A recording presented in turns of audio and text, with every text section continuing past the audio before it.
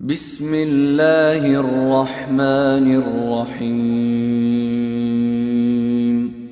ألف لام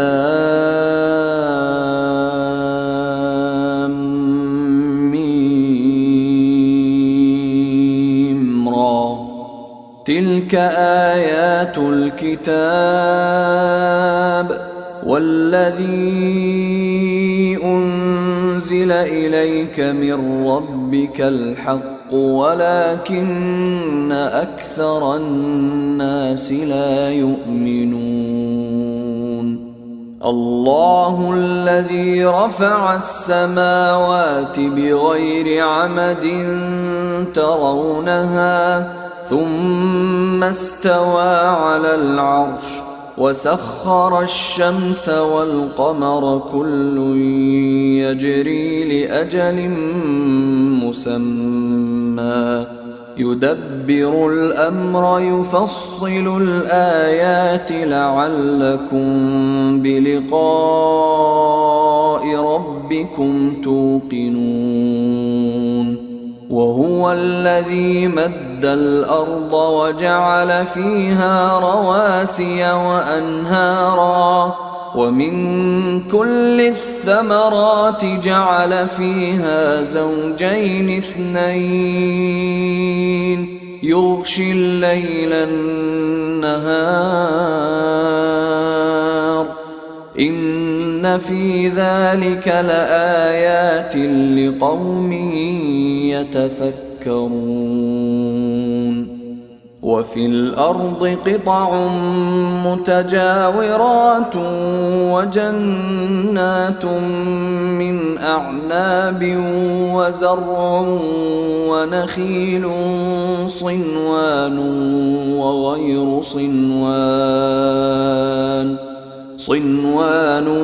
وغير صنوان يسقى بماء واحد ونفضل بعضها على بعض في الأكل إن في ذلك لآيات لقوم يعقلون. وإن تعجب فعجب قولهم أإذا كنا ترابا أإنا لفي خلق جديد أولئك الذين كفروا بربهم وأولئك الأغلال في أعناقهم وأولئك أصحاب النار هم فيها خالدون. ويستعجلونك بالسيئة قبل الحسنة وقد خلت من قبلهم المثلات وإن ربك لذو مغفرة للناس على ظلمهم وإن ربك لشديد العقاب. ويقول الذين كفروا لولا أنزل عليه آية من ربه إنما أنت منذر ولكل قوم هاد الله يعلم ما تحمل كل أنثى وما تغيض الأرحام وما تزداد وكل شيء عنده بمقدار. عالم الغيب والشهادة الكبير المتعال سواء منكم من أسر القول ومن جهر به ومن هو مستخف بالليل ومن هو مستخف بالليل وسارب بالنهار له معقبات من بين يديه ومن خلفه يحفظونه من أمر الله إن الله لا يغير ما بقوم حتى يغيروا ما بأنفسهم وإذا أراد الله بقوم سوءا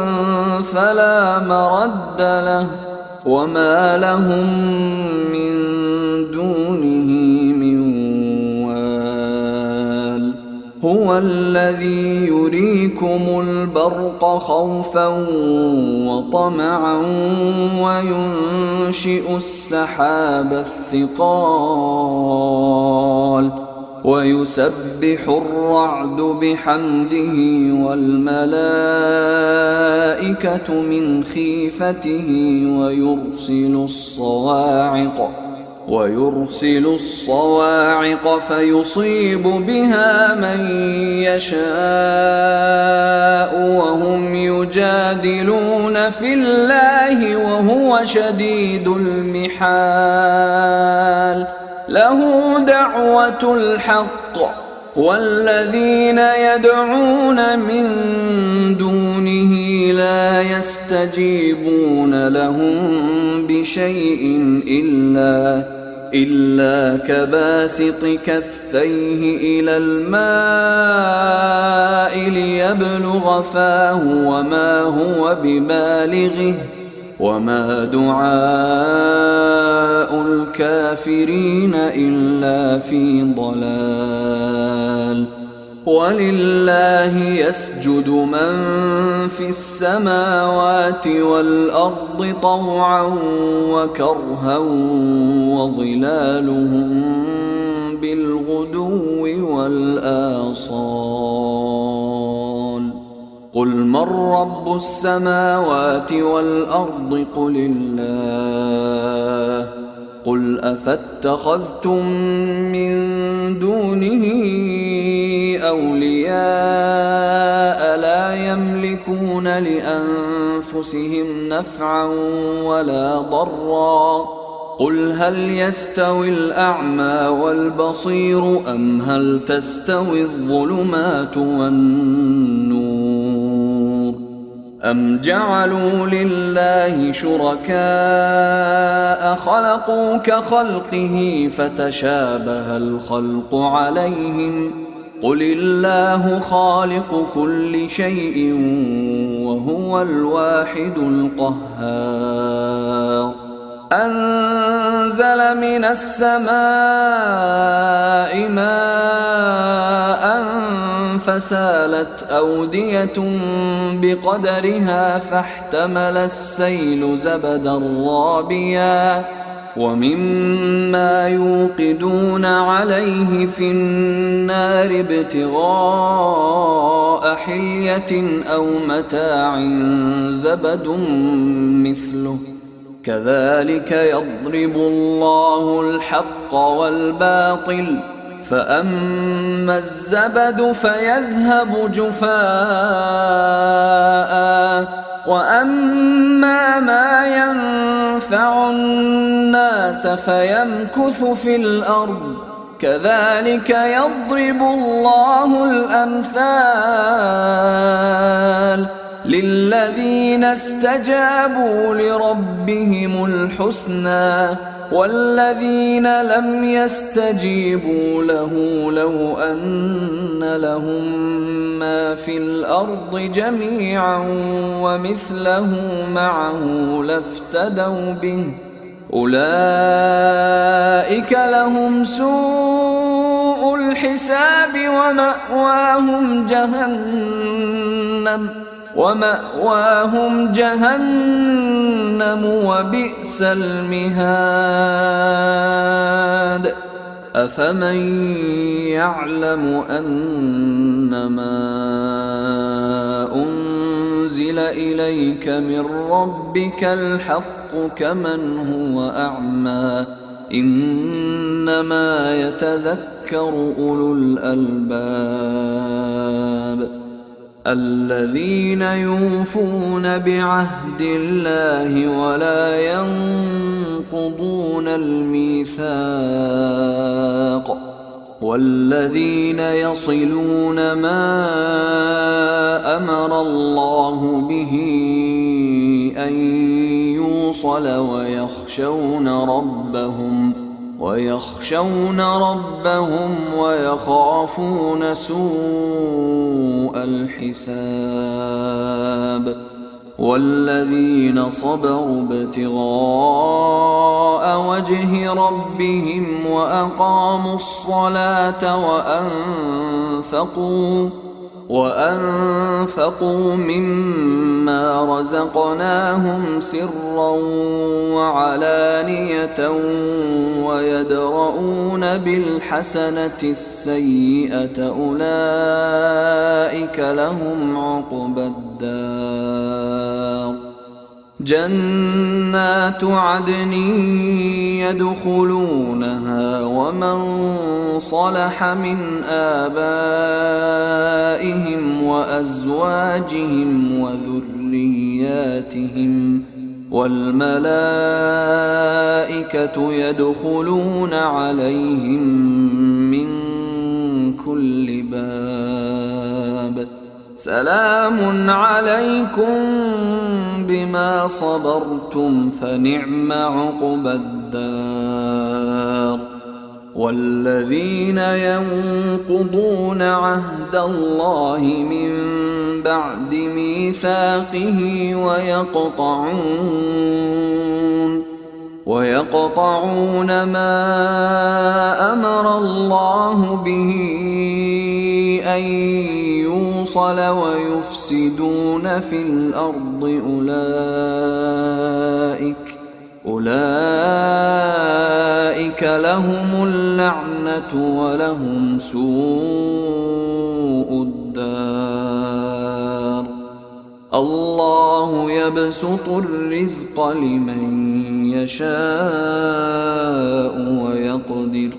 وفرحوا بالحياة الدنيا وما الحياة الدنيا في الآخرة إلا متاع ويقول الذين كفروا لولا أنزل عليه آية من ربه قل إن الله يضل من يشاء ويهدي إليه من أناب الذين آمنوا وتطمئن قلوبهم بذكر الله ألا بذكر الله تطمئن القلوب الذين آمنوا وعملوا الصالحات طوبى لهم وحسن مآب كذلك أرسلناك في أمة قد خلت من قبلها أمم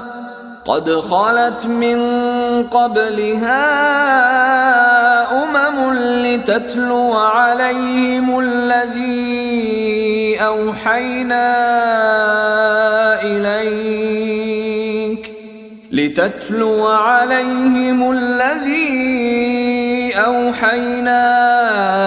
إليك وهم يكفرون بالرحمن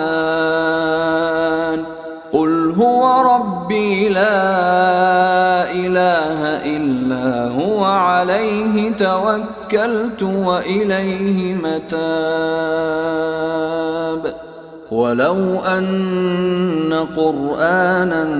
سيرت به الجبال أو قطعت به الأرض أو كلم به الموتى بل لله الأمر جميعا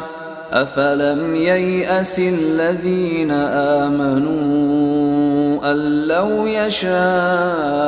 الله لهدى الناس جميعا ولا يزال الذين كفروا تصيبهم بما صنعوا قارعة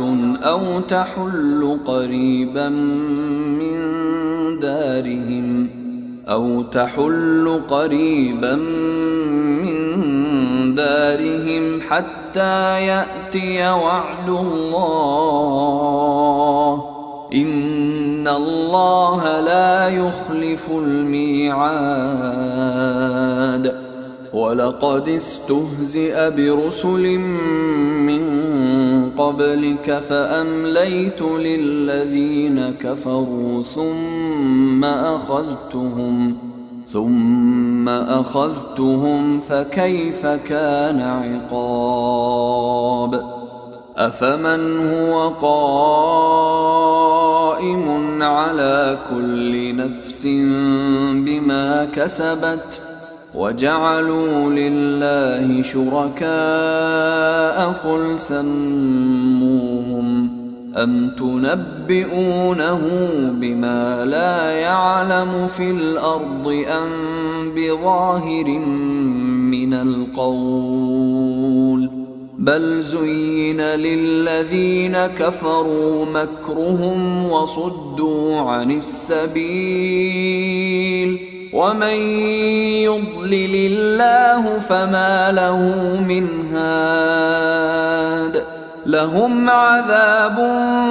في الحياة الدنيا ولعذاب الآخرة أشق وما لهم من الله من واق مثل الجنة التي وعد المتقون تجري من تحتها الأنهار أكلها دائم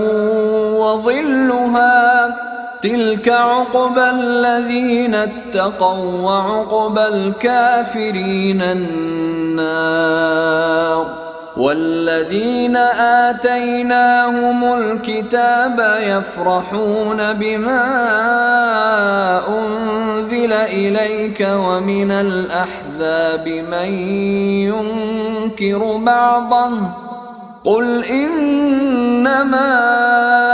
أمرت أن أعبد الله ولا أشرك به إليه أدعو وإليه مآب وكذلك أنزلناه حكما عربيا ولئن اتبعت أهواءهم بعدما جاءك من العلم ما لك من الله من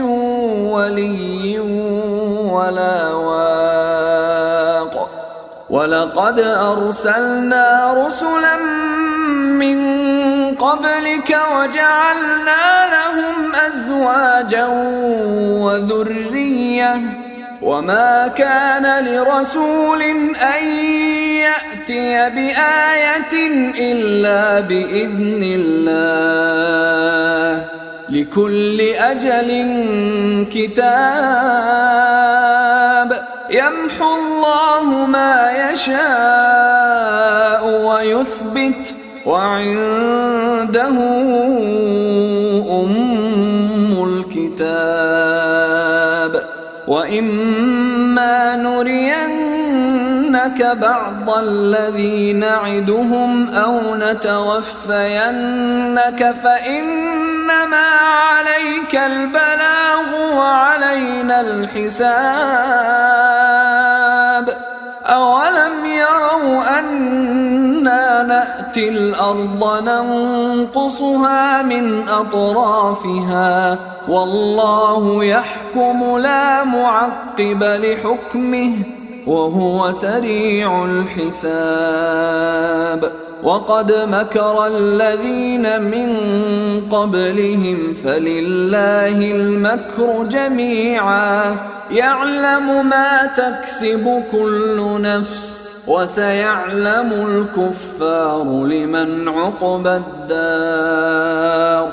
ويقول الذين كفروا لست مرسلا قل كفى بالله شهيدا بيني وبينكم ومن عنده علم الكتاب. أيها الإخوة الكرام، نذكركم بأن حقوق الطبع والتوزيع محفوظة. والسلام عليكم ورحمة الله وبركاته.